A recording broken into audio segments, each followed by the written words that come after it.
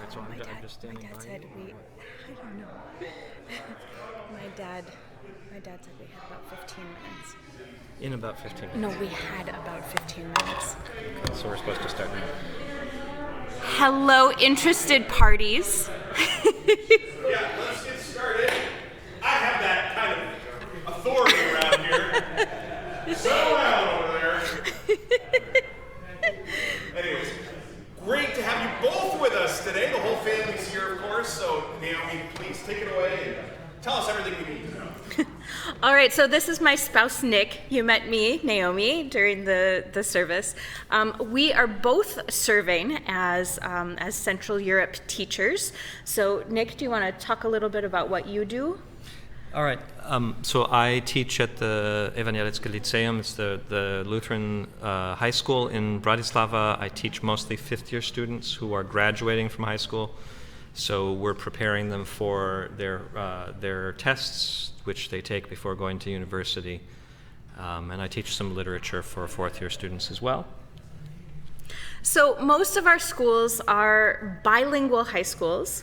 The Lyceum in Bratislava is a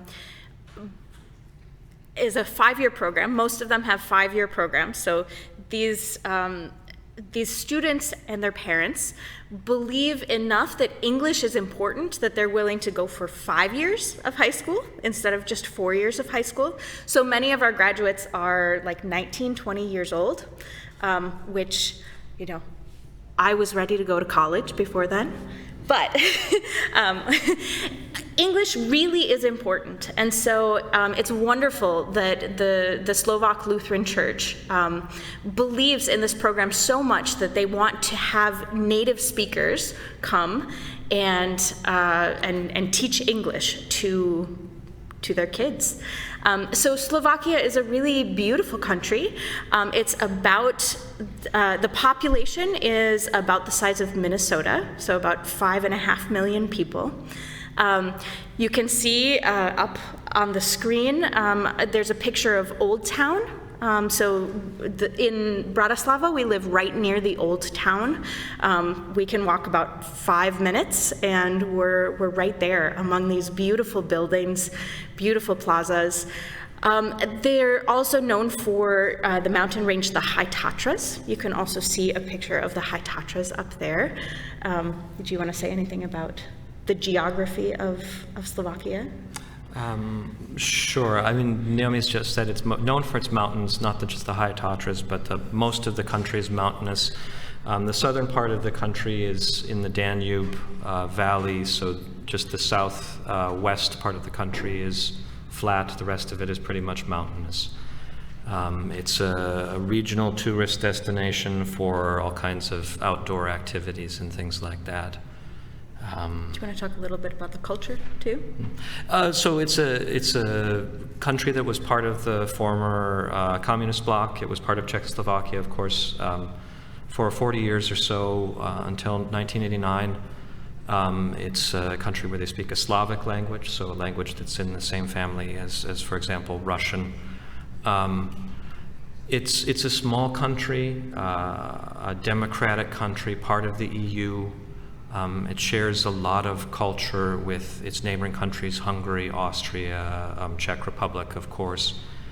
So the food is similar, the folk music is similar, the folk costumes Soup at every similar. meal? Yes. Soup. Well, not at breakfast. Okay, sorry, lunch and dinner, soup. All the main meals and are the main courses. preceded by soup. And let's see, it's a mostly Roman Catholic country in terms of the religion, but there is a long historical presence of the Lutheran Church. The Lutheran Church was very important in the early years of Slovak nationalism when they were working towards independence from the Austro-Hungarian Empire. And a lot of the major figures in that national revival came from the Lutheran Church and from the Lyceum, actually. A number of them learned at the high school where we teach in Bratislava. So the CAT program has been going on for about 25 years, so shortly after the fall of communism. And it was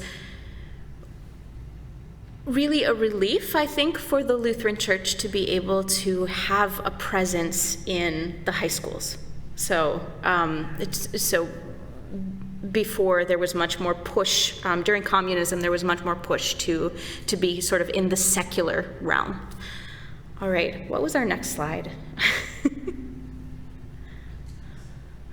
Okay, so let's talk a little bit about the mission of accompaniment. So I have to say I was a little skeptical about being a missionary because, I'm not cool enough. I'm not pious enough, right? So, so I was really relieved to hear about this idea of mission and accompaniment. So walking together in solidarity, characterized by mutuality and interdependence. All right, so there's a lot to unpack there, but I like to think of it as, so I'm a musician. You've probably heard my parents help with the music here, so you know that I come from a musical background.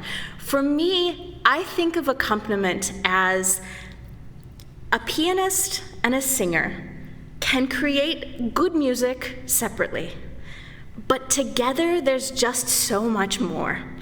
And I love that the CET program really brings together people's gifts.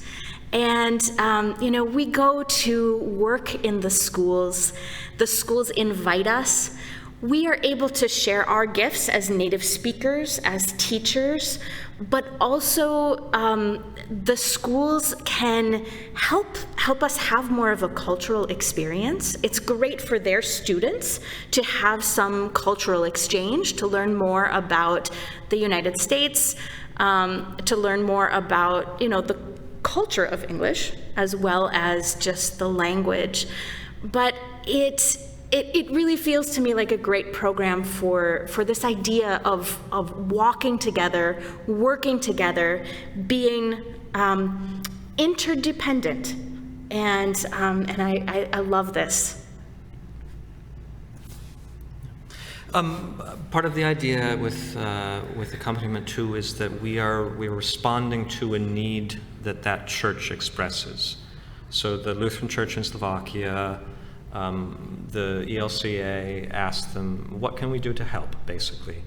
And they said, well, one thing we could really use to help our schools, to make them competitive, to make them attractive for students here, is native speakers to teach English. And the ELCA said, we'll see what we can do, back in 25 years ago when the program started.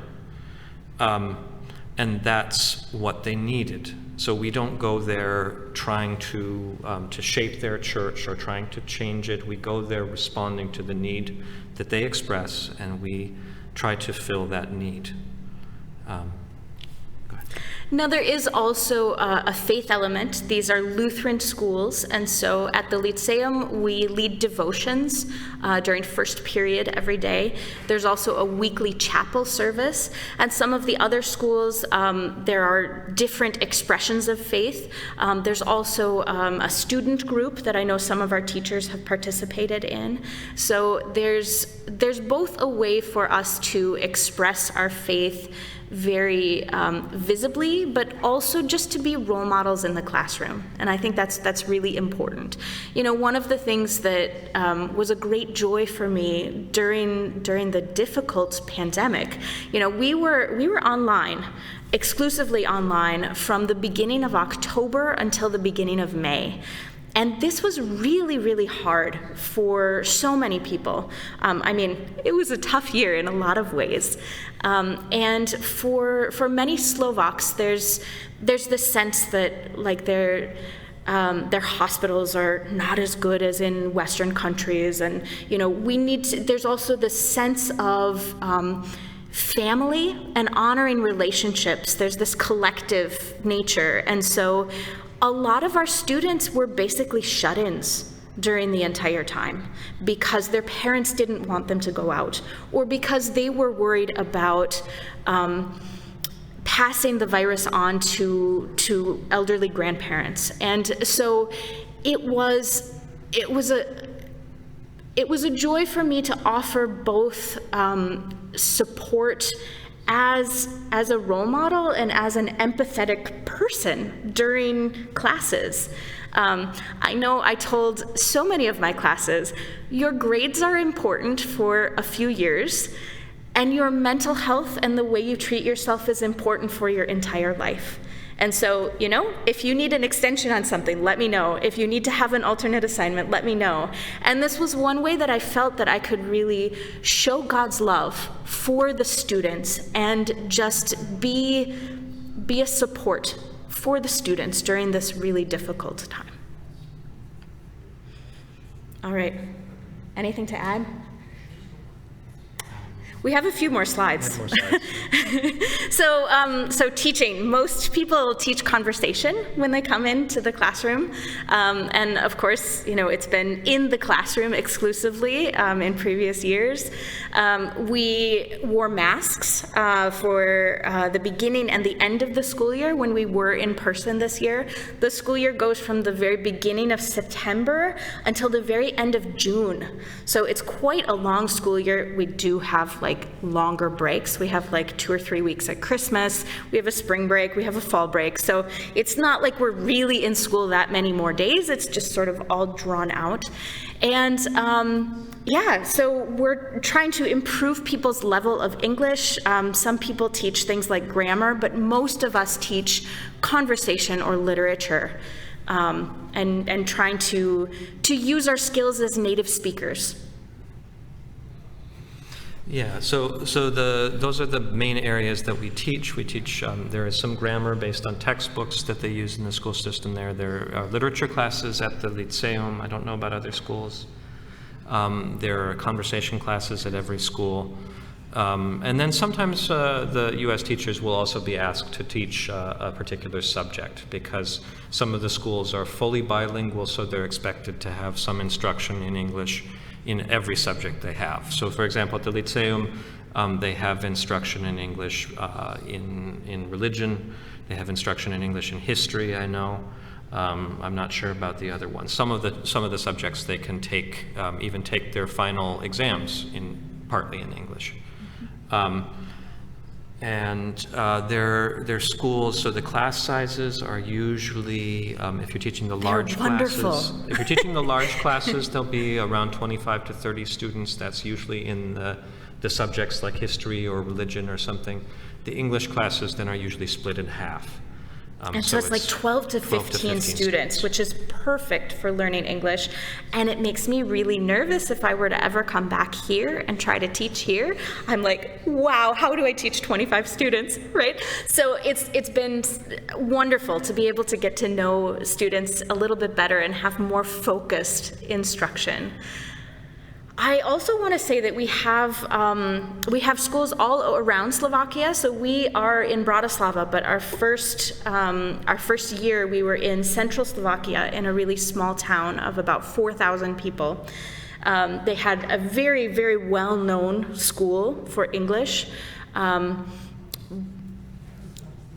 There are other schools, so it was in the mountains. We could walk up or look out the window and see flocks of sheep grazing on the mountainside. We would go to our grocery store about 2 blocks away, and we couldn't get eggs in cartons. We had to order them individually. So, there are all kinds of quirks of living in a place and really being able to experience a different culture, which is just so wonderful.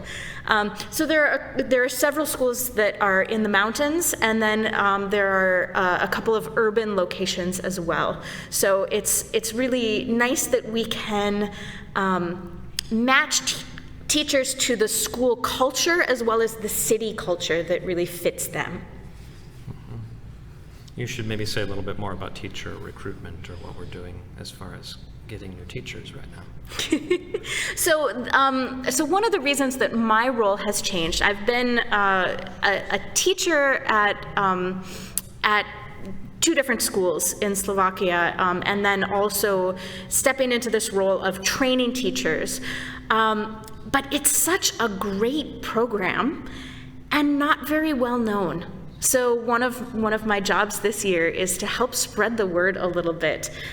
We've been talking to, so I would say that most of our teachers are people who are fresh out of college, people who are in transition, so like us. Nick was transitioning out of school and we were looking for something else to do. We have someone there right now who is fresh out of a couple years out now of the Young Adults in Global Mission program. And then we have people who are close to retirement or even should be retired right now. We have someone who I think just turned 72 who's in the program. She's been in Slovakia for 13 years now. And so we have a lot of different, it's an intergenerational program. People come and they stay for a certain period of time. But if you feel like you know somebody who would be a good match for the program, please put them in touch with me, and please tell them a little bit about the program, because we are looking for more teachers, and we provide training. So it helps to have people who are trained teachers as well, of course, or who have some classroom experience. But there is some training we do provide. It's open to all age groups. So one of the things that I think is special about the program is that this is an opportunity for people to be involved in mission who are not clergy. A lot of the jobs through ELCA, it's not called Global Mission anymore. What is the new name? Service and Justice. Service and Justice. Are clergy. They have the Young Adults in Global Mission, of course, which is then exclusively for young adults, but this is an opportunity which is open to people of all ages who are not clergy, to be involved in this work. One thing that they mentioned that was of interest to me is that if they don't get teachers from the United States to fill the roles that they have, they need to find Slovak teachers to fill those roles. But after 2 years, they become tenured, and those positions are lost to the partnership with the ELCA.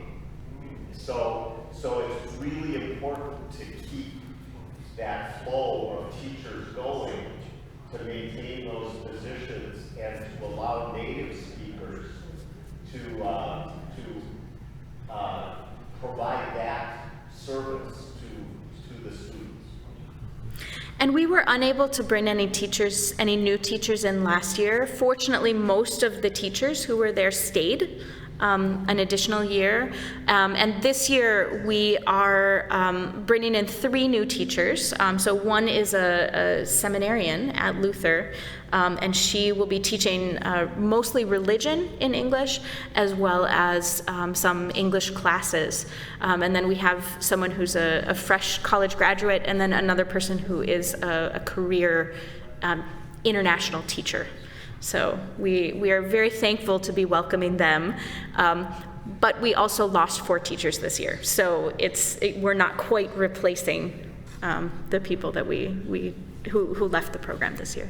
And it's very important for these schools to have native speakers as teachers, because they are effectively competing with other schools around Slovakia, other schools in their cities and regions, and for them to get students to come who want a bilingual education, they need to have native speakers as teachers, because the other schools do. So this is really important for them. How much time do we have, Richard? We've been talking for about 20 minutes. What questions do you have? You're asking for a year commitment? Yes. Yes. Just for the sake of, we are recording, so would you just repeat the question so we capture it on the phone? Absolutely. So the question was whether we were looking for a year commitment to start with, and it's actually from like the beginning of August through June. So it's like 11 months. You get a little bit of time to travel, COVID willing. I was wondering if mentioning like teaching with song could be useful, and if American songs were popular there, what maybe songs would be more popular there than here? Kind of what is surprising to learn about Slovakia? All right, so the question was, what is surprising to learn about Slovakia? Thinking specifically from a music perspective, but I think, there's a lot that can go into that too. I think one of the things that has surprised me is how popular the sitcom Friends is in, like globally. So people still watch that regularly. What has surprised you? As far as music, I was just going to say that, yeah, American music is very popular. A lot of what's played on the radio is American music, or music in English generally. We don't use it that much in the classroom, although the worship services at the school, when we're able to have those, include both English language and Slovak language hymns, and usually it alternates week by week whether the meditation or the sermon is in English or Slovak. Are there ways that songs are used in the classroom? I have definitely used music in instruction before. I would say not often, but I can remember a couple of lessons where I've used music because it is a good tool for listening, and it is more interesting than hearing somebody talk about, that train they missed, for example. My question is you're teaching English, but how is your Slovak? Are you learning Slovak in the process as well? Our 6-year-old speaks very well. Aha! Yeah, a lot of the teachers don't learn much Slovak. If they're only there for 1 or 2 years, it's difficult because you have to speak English almost all the time at your job. We've been here 4 years. I do feel like I've learned, certainly not enough, but much more Slovak now than a couple of years ago. Enough that I feel like I'm making progress finally. It's hard. It's a difficult language. And would you mind speaking a little to the English, I'm assuming it's an English-speaking faith community that you're a part of as well. In Bratislava, we are in an English-speaking faith community, so we attend the Bratislava International Church. When we were in Tisovec, we were part of a Slovak-speaking faith community, and most of the other schools, so there are 7 schools in Slovakia, 1 school in Poland, and when we were attending the Slovak church, we were so blessed to have the chaplain of the school sit with us in the balcony and give us the readings. Her spouse was the pastor of the church, and so she was able to show us the lectionary. I had my Bible on my phone, and I would look up the passages while they were reading, and then she would translate the sermon for us. So that was really wonderful. But it's another thing to sort of learn the patterns of the Lutheran Church in another language. So the Bratislava International Church is much more similar to the kind of worship experience that you have here. I will say it was really powerful for me this morning to receive communion, because we have been online in church. They went back to physical church some weeks ago, but we didn't go because of our boys. It's just hard to keep them quiet. And so we've been worshiping online for most of the past year, and it was really powerful for me to receive communion this morning. And for me, communion has always been a point of connection. I sometimes watch people commune, and and feel a love for them. I know this is kind of cheesy, but I have been in different, I've worshiped in many, many international communities and many communities here, and I've always felt like communion is one thing that really draws us together, and so it was really powerful for me this morning to receive communion after so long, so thank you. Would you like to say anything else about the church? Yeah. I don't know. We're lucky in Bratislava to have an English-speaking church. It's a small church. The pastor there is also supported by the ELCA and sent through the ELCA. It is a very diverse church, so it attracts people who want English-speaking worship from a variety of faith communities, national backgrounds, and it's not like it's an American expat church or something like that. And so I'm sure you can learn about that a little bit on their website or through the ELCA as well. Or ask us later. Yeah. Just of interest, 3 years ago, Bishop Peter Rodness, of course, who has connections through his brother here, was the interim pastor there at their international community, and was the one who baptized our son, or their son.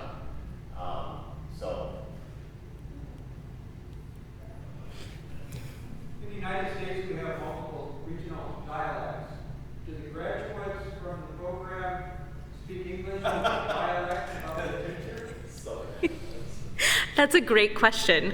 Do you want to repeat the question? Yeah, so there was a question about whether the students who have gone through bilingual programs speak with the dialects of their teachers.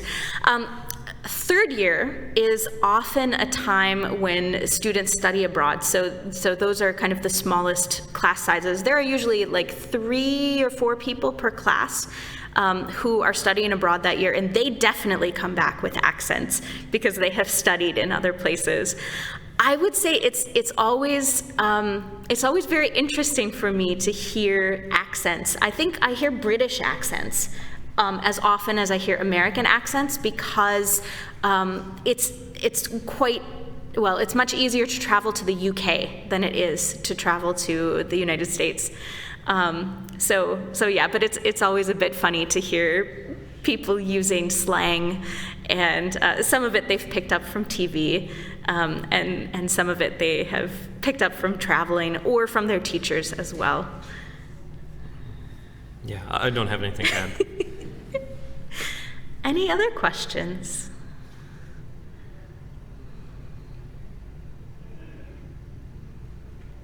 Maybe a quick update on COVID and how that was handled.